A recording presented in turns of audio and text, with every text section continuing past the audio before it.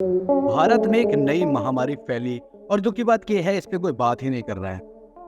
ये महामारी हमारे पूरे समाज को अपने अंदर समेट चुकी है। याद कीजिए 90 का वो दशक, जब हार्ट अटैक आना, किसी रिलेटिव के घर हार्ट अटैक आ जाए तो कितनी बड़ी बात होती थी। बेहद रेयर एक्सीडेंट होता था यार, बहुत कम सुनने को मिलता था। हार्ट अटैक, हृदय आघात आ गया, किसी को दिल का दौरा पड़ गया, बहुत बड़ी बात होती थी। और आज देखिए, उस वक्त लकवा मार देना बहुत बड़ी बात होती थी। 90 के दशक में, 80 के दशक में, आज से 2-3 दशक पहले, यानी 20-30 साल पहले लिवर खराब हो जाना सुनते ही नहीं थे भाइयों। कितनी स्टोन इक्के दुक्के सुनाई दे दिया तो दे दिया, वरना यार सुनाई भी नहीं देता था, किसी को होता ही नहीं था। पहले हार्ट गया भारतीय लोगों का, उसके बाद लिवर गया, और उसके बाद धीरे धीरे जननांग जाने लगा।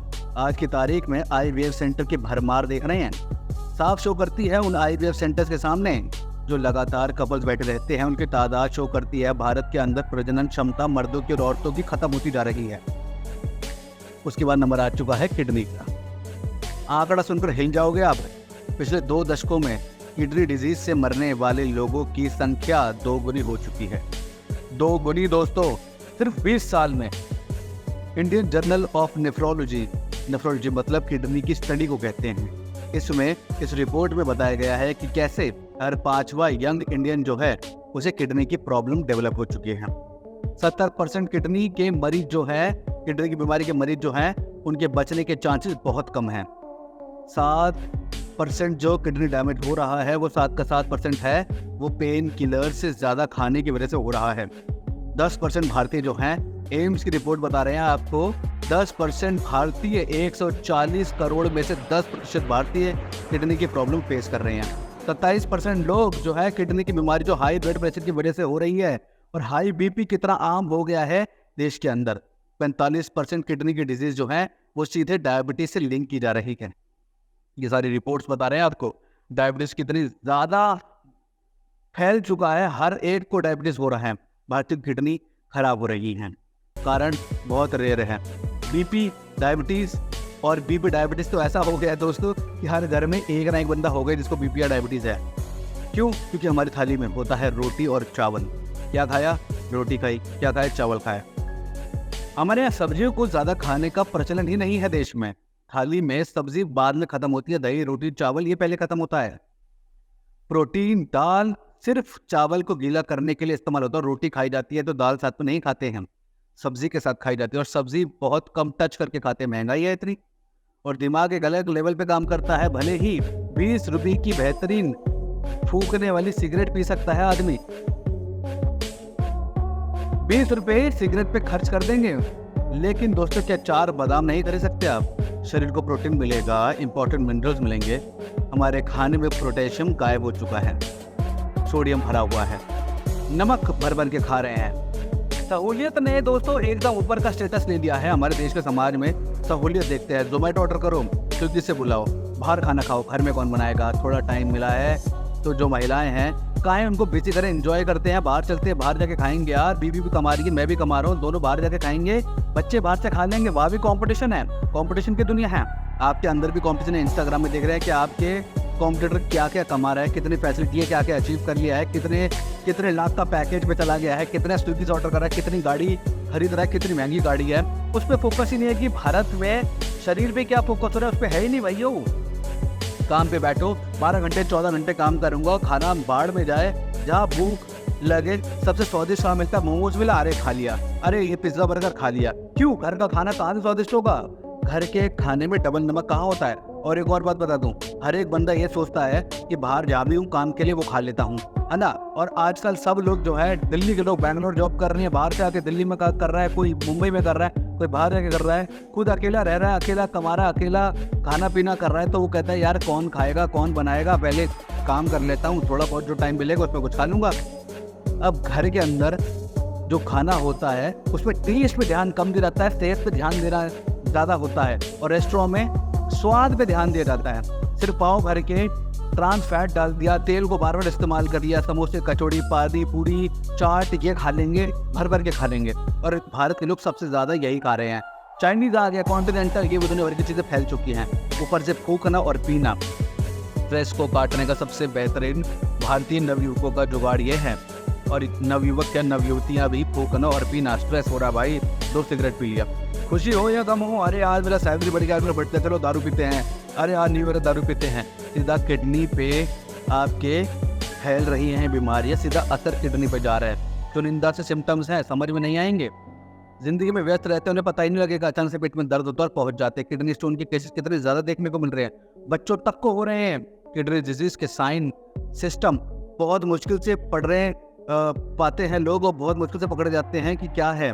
फटीग होगा, वीकनेस महसूस होगी, थकावट महसूस होगी, शरीर के अंदर, खून के अंदर टॉक्सिन्स, जहरीले पदार्थ जो हैं उनका बिल्डअप हो जाता है, उनकी ताकत बढ़ जाती है, किडनी काम नहीं कर रहे होते, फिल्टर नहीं कर रहे होते, धीरे धीरे धीरे धीरे खून में जमने लगता है, थकावट और वीकनेस आने लगती है। यार खाना नहीं खाया होगा, इधर काम ज़्यादा कर ले, फटीग और वीकनेस हो रहा है, अरे यार कुछ नहीं, नॉर्मल। यूरिनेशन के पैटर्न में चेंज आ जाएगा, किडनी डिजीज़ होगी, ज़्यादा बार यूरिन होगा, रात में ज़्यादा यूरिन होगा, पेनफुल यूरिन होगी, पेनफुल यानी कि बहुत ज़्यादा दर्द होगा, हल्का हल्का दर्द तो समझ नहीं पता लगे, अरे ऐसे ही हो रहा होगा, थोड़ा साफ सफाई की गलती से हो रहा है। बबली यूरिन हो रहा है, ज़्यादातर जब बबली या फोमी यूरिन होता है, इसके अंदर प्रोटीन जो आप खा रहे हैं, इतना प्रोटीन रिच खाना खा लिया तो वो जो है किडनी उसको एब्जॉर्ब नहीं कर पाएगी और सीधे सीधे फोमी यूरिन निकलेगी और प्रोटीन निकल जाता है, इसलिए यूरिन जो है फोमी हो जाता है। पता नहीं चलता फोमी होती है, बाद में कुछ समय बीतने के बाद पता लगता है कि खून में क्या हो रहा है, यूरिन में खून आ रहा है।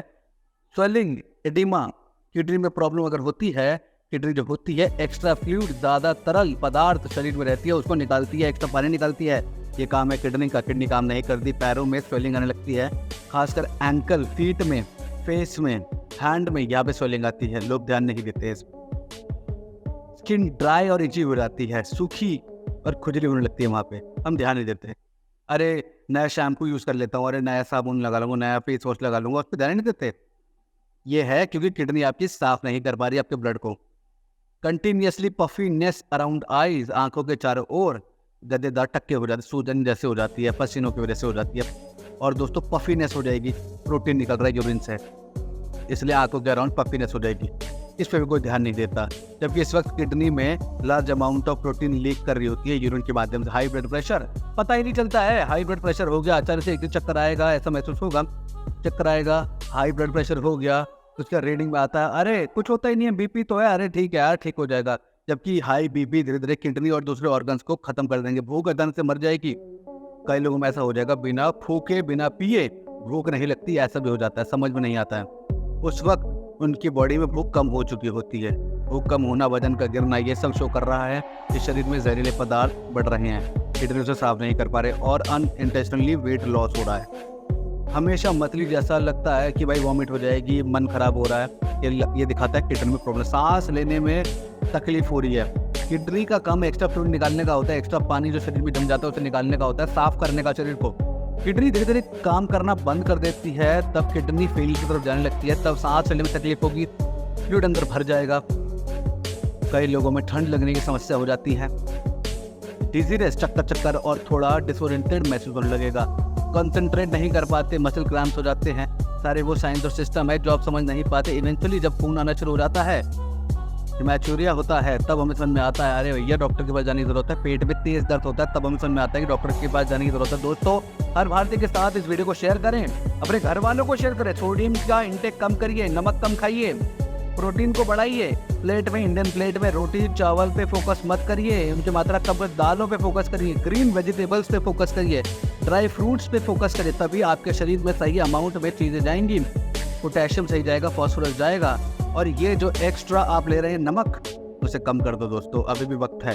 अच्छे से पानी पीजिए, भर भर के पिए, कंपटीशन करिए, अपना काम करिए, पैसा कमाइए। लेकिन दोस्तों जिंदगी की लड़ाई में हार जाएंगे फूकने और पीने पे, जितना आप पैसा वेस्ट कर रहे हैं, फ्रूट पे पैसा लगाइए, वो जान बचाएगा, जान लेगा नहीं। जंक फूड सहूलियत को पीछे फेंकिए, मेहनत कीजिए, खुद हाथ से खाना बनाइए, बनवाइए, बाहर जाने के बारे में भूल जाइए, ऑर्डर करना बंद कीजिए, हेल्दी फैट्स खाइए, फैट्स वर्ड नहीं है, फिश खाइए, आप नट्स लीजिए, ऑलिव ऑयल ये हेल्दी फैट है, सब खा रहे हैं तो थोड़ा किडनी फ्रेंडली फ्रूट भी खा लीजिए, बेरीज खा लो, एप्पल खा लो, लहसुन को अलग से खाइए, कॉलीफ्लावर खाइए, बेल पेपर खाइए, प्याज खाइए, हेल्दी है ये सब।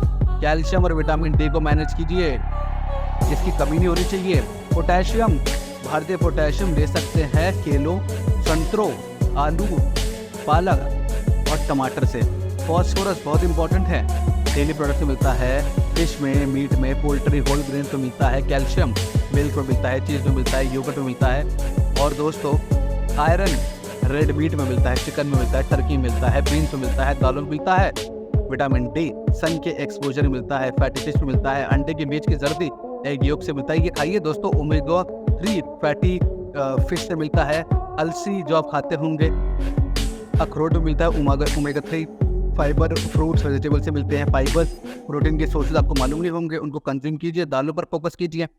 जिंक बहुत महत्वपूर्ण है, मीट से मिलता है, दालों से मिलता है, सीड्स पंपकिन सीड हो गया, ये सीड वो सीड, सारे सीड खाइए, नट्स खाइए, डेली प्रोडक्ट खाइए। ये सारी चीज़ें आपके शरीर को चाहिए, तब बैलेंस फूड बनेगा। रोटी चावल फोकस करेंगे, ज़िंदगी बर्बाद हो जाएगी दोस्तों। इस वक्त समय आ चुका है, हमें अपनी थाली पर कंट्रोल करना पड़ेगा। थाली में क्या है, इस पर फोकस करना पड़ेगा, अन्यथा हमारे शरीर में एक और ऑर्गन बिल्कुल बार बार फेल होता रहेगा, किडनी। जितना हो सके इसे पूरे भारत में शेयर कीजिए। धन्यवाद दोस्तों, फिर मिलेंगे एक और नई वीडियो को। धन्यवाद, जय हिंद दोस्तों। अगर नए हैं सब्सक्राइब करना मत भूलना, बेल आइकन जरूर दबाना।